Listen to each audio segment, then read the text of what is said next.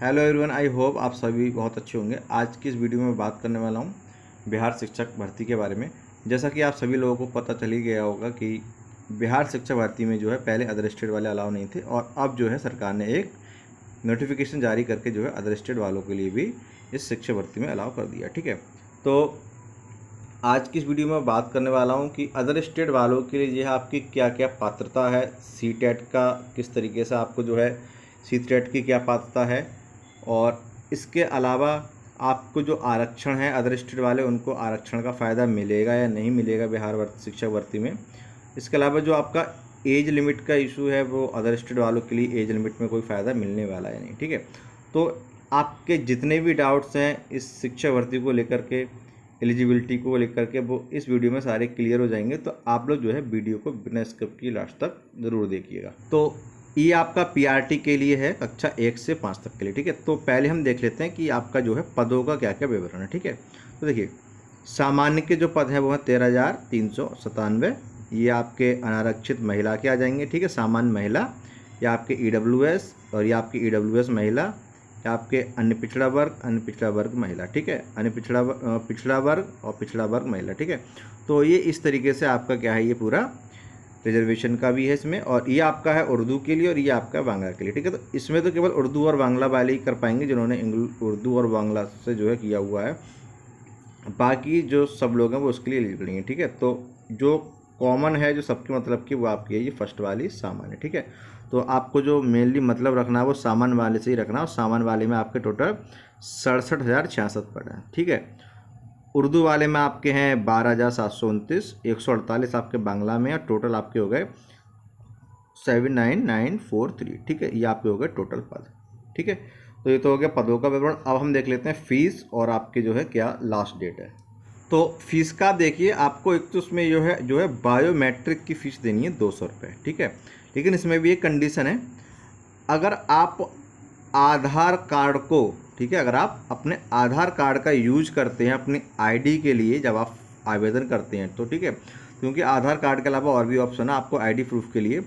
तो अगर आप आधार कार्ड अगर देते हैं तब तो आपको ये बायोमेट्रिक फ़ीस है 200 रुपये, वो आपको नहीं देनी है। लेकिन अगर आप आधार कार्ड के अलावा आप किसी और डॉक्यूमेंट्स का यूज करने हैं तो आपको ये 200 रुपये फ़ीस देनी होगी पहले तो ये। ठीक है, इसके अलावा फिर आप देखिए आपका जनरल सामान्य के लिए 750 रुपये, SC ST के लिए है 200 रुपये। ठीक है, और महिला उम्मीदवार, चाहे वो आपके महिला उम्मीदवार जो आपकी नॉन रिजर्वेशन कैटेगरी की हैं, जनरल की, उनके लिए है 200 रुपये। ठीक है, दिव्यांग हैं, ठीक है, वो आपके हैं 200 रुपये। और महिला आपके सभी के लिए, ठीक है, चाहे आरक्षित हो चाहे अनारक्षित, सभी के लिए 200 रुपये ही है। ठीक है, और आपके जो दिव्यांग हैं उनके लिए आपके है 200 रुपये। ठीक है, और अन्य सभी उम्मीदवारों के लिए क्या है 750 रुपये। ठीक है, अन्य सभी उम्मीदवार का मैं आपको पूरा क्लियर मतलब बाद में समझा दूंगा। ठीक है, और अब देख लेते हैं हम आवेदन की तिथि का। तो आपके जो आवेदन प्रारंभ तो काफ़ी टाइम से हो ही गए हैं, 15/6/2023 से, और आपकी जो आवेदन की अंतिम तिथि है वो आपकी है 12/7/2023। ठीक है, तो 12 जुलाई आपकी लास्ट डेट है। अब अदर स्टेट वालों को अभी अलाउ किया है तो हो सकता है ये डेट बढ़ जाए, लेकिन कुछ ज़रूरी नहीं है। ठीक है, तो 12 जुलाई आपकी क्या है लास्ट डेट है। ये आपका है कि कक्षा 1 से 5 तक के लिए जो प्राइमरी लेवल है उसके लिए जो है आपको क्या शैक्षिक योग्यता की ज़रूरत है। ठीक है, तो सबसे पहले तो क्या है, आपने या तो आपने 50% के साथ जो है अपना आपने इंटर किया हो।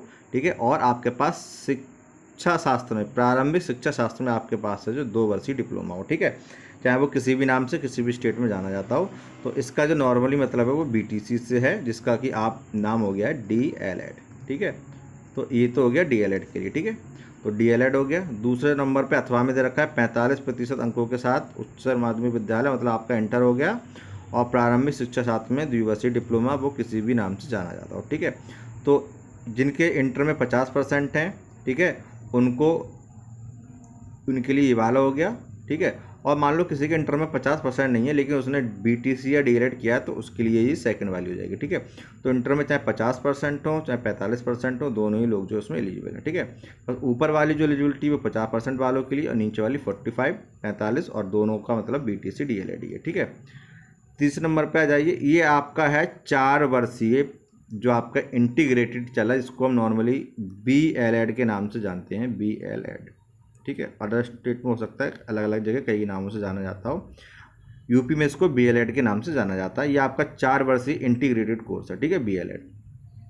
तो इसमें आपको इंटर में 50% हो और आपने BLED किया तो आप एलिजिबल हैं, ठीक है। इसके अलावा 50% आपने जो है इंटर में, प्लस आपने स्पेशल एजुकेशन में, विशेष शिक्षा में अगर आपने BTC DLED किया तब भी आप एलिजिबल हैं, ठीक है।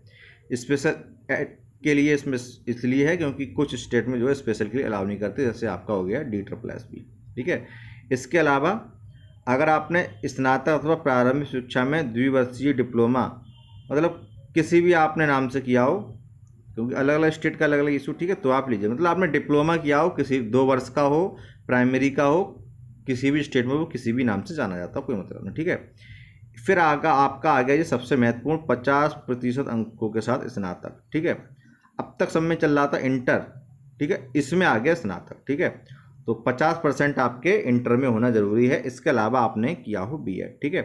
तो BEd वाले एलिजिबल हैं और BTC वाले तो हैं ही हैं, लेकिन BEd वालों के लिए कंडीशन है कि उनके ग्रेजुएशन में 50% नंबर हों जरूरी, और BTC DLED वालों के अगर इंटर में है तो वो एलिजिबल है, ठीक है। उनके लिए ग्रेजुएशन में 50 से कम है तब भी कोई टेंशन की बात नहीं है, ठीक है। इसके अलावा आपके जो है 50% अंकों अथवा उसके समकक्ष ग्रेड के साथ स्नातकोत्तर, मतलब और आपने जो है 3 वर्षीय एकीकृत BEd MAd किया हो, ठीक है। तो आपने जो इंटीग्रेटेड BEd और MAd वाला किया है 3 साल का, तो उसके लिए ज़रूरी है कि आपके जो स्नातकोत्तर है, जो आपका PG है, उसमें आपके 55% नंबर हों, ठीक है। बहुत ही कम होंगे इस क्वालिफिकेशन वाले, ठीक है। तो ये तो हो गया पूरा क्वालिफिकेशन से रिलेटेड। अब हम आगे और देख लेते हैं CTET का से। तो हम बात कर रहे हैं केवल प्राइमरी के लिए। तो देखो, प्राथमिक स्तर के लिए आपने जो है CTET किया हो पेपर 1, ठीक है। तो आपने पेपर 1 मतलब आपने जो CTET का प्राथमिक वाला होता है, पेपर नंबर 1 होता है, वो आपने पास किया हो, ठीक है। बाकी ये माध्यमिक विद्यालय, उच्च माध्यमिक विद्यालय की जो आपका STET पेपर 1 और STET पेपर 2 है, ये मैं आपको TGT और PGT वाली वीडियो में विद प्रूफ बहुत ही अच्छे से समझा दूंगा। ये STET से रिलेटेड आपके जितने भी डाउट हो सारे क्लियर हो जाएंगे, ठीक है। इस वीडियो में मैं केवल प्राइमरी की बात कर रहा हूँ, ठीक है। तो उसके लिए आप जो है TGT वाली वीडियो देख लेना, 9 to 10th और 9 to 11th और 12th वाली, ठीक है। इसमें केवल हम बात कर रहे हैं PRT वाली। और अदर स्टेट वालों के लिए जो OBC या रिजर्व कैटेगरी है, उनके लिए सबसे बड़ी प्रॉब्लम है कि जो OBC हैं वो 82 नंबर पे या 82 प्लस पे पास माने जाएंगे या नहीं, ठीक है। तो इस डाउट को मैं भी आगे क्लियर कर दूंगा। इसमें देखिए आपके एक को और इन्होंने एपरिंग वाले के लिए ऐड किया हुआ है कि जो लोग एपियर हो रहे हैं इस साल, ठीक है, तो उनके लिए क्या है, ठीक है। पहले तो आपका ये है कि आपको जो CTET है वो पास होना ज़रूरी है, ठीक है। पात्रता परीक्षा उत्तीर्ण हो, ठीक है। जो CTET एपियर कर रहे हैं उनके लिए कोई भी रिलैक्सेशन नहीं है, ठीक है। तो जो लोग इस साल CTET का एग्ज़ाम देने वाले हैं वो लोग जो है एलिजिबल नहीं है बिल्कुल भी, ठीक है। उन लोगों को 12/7/2028 से पहले का 12/7/23 से पहले का CTET पास होना ज़रूरी है, ठीक है। इसका भी मैं आपको प्रूफ अभी आगे दिखा दूंगा, नोटिफिकेशन में सब कुछ मेंशन है। बाकी अगर आप अपना कोर्स कर रहे हैं, मान लो आप BEd या BTC कर रहे हैं, ठीक है, प्रशिक्षण की परीक्षा में सम्मानित होने वाले हैं, मतलब आपके एग्ज़ाम चल रहे हैं या आपके एग्ज़ाम हुए नहीं हैं, ठीक है, तो आप एलिजिबल हैं। केवल शर्त ये है कि आपके एग्ज़ाम 31/8/2023 तक हो जाए, मतलब 31 अगस्त तक आपके जो है BEd या BTC के एग्ज़ाम हो जाएं। रिजल्ट नहीं आया कोई मतलब नहीं है, ठीक है। केवल आपके अगर एग्ज़ाम हो गए हैं 31 अगस्त 2028 तक सारे एग्ज़ाम हो गए हैं, ठीक है, तो आप क्या है एलिजिबल हैं, ठीक है। इसमें आपके प्रैक्टिकल भी शामिल हैं और थ्योरी भी शामिल है, ठीक है। तो रिटन भी और प्रैक्टिकल भी, अगर आपके सारे एग्ज़ाम BTC और उसके हो गए हैं तो आप जो है एलिजिबल हैं। ये देखिए आप, शिक्षक पात्रता दक्षता परीक्षा, मतलब आपका जो CTET है, शिक्षक पात्रता आपकी जो CTET है वो आपको 12/7/2023 से पहले का चाहिए, ठीक है। तब तक आपने कर लिया हो।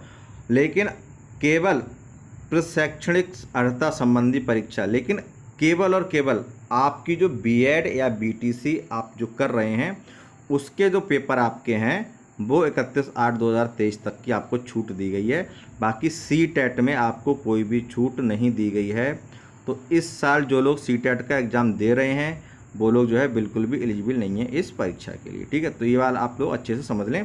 केवल और केवल जो बीटीसी या बीएड एपरिंग वाले हैं वो भी तब जिनके 31/8/2023 तक एग्ज़ाम हो जाएं तभी आप जो है एलिजिबल होंगे। अब देख लेते हैं कि जो अदर स्टेट वाले जो अप्लाई कर रहे हैं उनको जो है रिजर्वेशन का फ़ायदा मिलने वाला है नहीं, ठीक है। तो देखिए जब आप फॉर्म भरेंगे तो कुछ इस तरीके से आपको ओपन आके आएगा। यहाँ पे आपका देखो परमानेंट रेजिडेंट ऑफ बिहार, ठीक है। तो ये वाला आपका है, देखो जैसे आप यहाँ पे एस पे क्लिक करेंगे, ठीक है, और एस पे क्लिक करने के बाद देखो मैंने आपका जो है रिजर्व कैटेगरी सेलेक्ट कर रखा है एस, और उसमें मैंने रिजर्व कैटेगरी में ईडब्ल्यूएस सेलेक्ट कर रखा है, ठीक है। तो ऑब्वियस है मैंने बिहार का सिलेक्ट किया तो रिजर्वेशन का फ़ायदा मिलना ही मिलना है, ठीक है। अब हमें देखना है कि जब हम अदर स्टेट सेलेक्ट करेंगे तो हम क्या होगा, ठीक है। तो जैसे आप नो पे क्लिक करेंगे, ठीक है, ये आपका ऑटोमेटिक एस से नो पे स्विच हो जाएगा और फिर आप यहाँ पे ये आपके सारे ब्लैंक हो जाएंगे और फिर आप इसमें जो है कोई भी सिलेक्ट नहीं कर पाएंगे, ठीक है। तो ये आप आगे देखिए, इस वीडियो से आपका ये क्लियर हो जाएगा पूरा, इस वीडियो में आप देख लीजिए पूरा।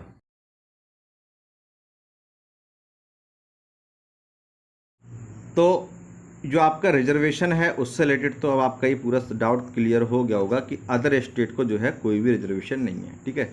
चाहे आप ईडब्ल्यूएस हों, चाहे आप ओबीसी हों, चाहे आप जो है एससी हो चाहे एसटी हो, आपको जो कोई भी रिजर्वेशन नहीं मिलना है, ठीक है।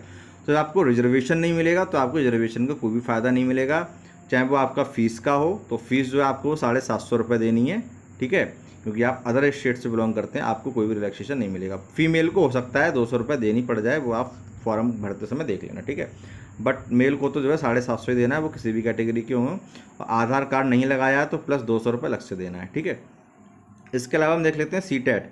तो जब रिजर्वेशन नहीं मिल रहा है सीटेट का, ठीक है, बिहार उस भर्ती में, तो आपको सीटेट में भी जो है वही अप्लाई कर पाएंगे किसी भी कैटेगरी के हों, चाहे मेल हो चाहे फीमेल हो, जिनके 90+ मार्क्स हैं सीटेट में, ठीक है।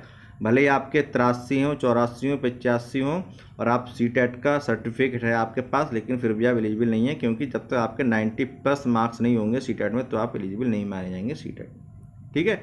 तो ये आप गांठ बांध लें, आप किसी भी कैटेगरी के हों, ईडब्ल्यूएस, ओबीसी, एससी, एसटी या फीमेल हों, आपको 90+ मार्क्स होना सीटेट में ज़रूरी है, तभी आपको जो है आप एलिजिबल हो पाएंगे, ठीक है, आप फॉर्म में अप्लाई कर पाएंगे, ठीक है।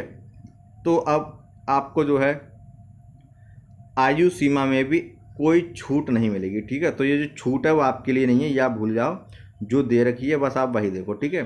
तो देखिए आप कट ऑफ तिथि जो इन्होंने मानी है वो 1/8/2023 मानी है, ठीक है। तो जो आपकी कैलकुलेशन होगी एज की वो 1/8/2023 के अकॉर्डिंग होगी, ठीक है। तो आपकी जो न्यूनतम है वो है 18 साल है, ठीक है। और प्राथमिक शिक्षक के लिए जो न्यूनतम 18 साल है, और माध्यमिक शिक्षक के लिए आपकी जो है वो आपकी है 21 साल, ठीक है। ये न्यूनतम की बात कर रहा है। अब हम आ जाते हैं अधिकतम में, ठीक है। अधिकतम आयु जो आपकी है वो 37 साल है। ये पिछड़ा वर्ग भूल जाओ, अदर स्टेट के लिए कोई मतलब नहीं है, ठीक है। अदर स्टेट के लिए कोई मतलब नहीं है, जो बिहार वाले उनके लिए 40 है, ठीक है। और बस ये हो गया आपका अधिकतम जो आपकी आयु है वो 37 साल है, ठीक है। और ये आपका देखो, इसमें आपका अधिकतम आयु में इन्होंने कहीं भी प्राथमिक और उच्च माध्यमिक अलग अलग मेंशन नहीं किया, ठीक है। तो दोनों के लिए, चाहे आप 1st to 5th अप्लाई कर रहे हो, चाहे आप 9th और 10th के लिए अप्लाई कर रहे हैं, चाहे आप 11th और 12th के लिए अप्लाई कर रहे हैं, सभी में जो आपकी जो मैक्सिमम एज लिमिट है वो क्या है, 37 है। बाकी रिटायरमेंट की है 60, ये तो बात की बात है, ठीक है। तो जो उसमें मैक्सिमम एज लिमिट है वो 37 है, ठीक है। और हाँ, अनारक्षित महिला के लिए 40 दे रखी है, सॉरी, ये आप देख लेना, ठीक है। अनारक्षित महिला के लिए 40 है, और अनारक्षित वर्ड है महिला के साथ, ठीक है, महिला के साथ अनारक्षित वर्ड है। तो ये फ़ायदा अदर स्टेट को भी मिलने वाला है, ठीक है। तो अदर स्टेट को भी ये फ़ायदा मिलेगा, क्योंकि उनकी गिनती अनारक्षित में ही होगी, लेकिन महिला थोड़ी ना हटा देंगे, ठीक है। तो महिलाएं तो वो हैं, वो रहेंगी।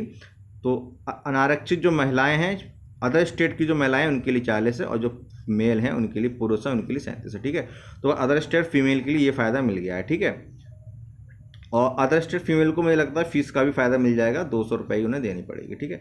तो ये हो गया रिजर्वेशन का। अब आप लोगों को जो है कोई भी कन्फ्यूजन नहीं होगी रिजर्वेशन से रिलेटेड। इसमें देखिए जो आपकी जो पात्रता है, उत्तीर्ण दक्षता परीक्षा जो है वो आपको जो है पहला वाला सिलेक्ट करना है, पात्रता परीक्षा, ठीक है।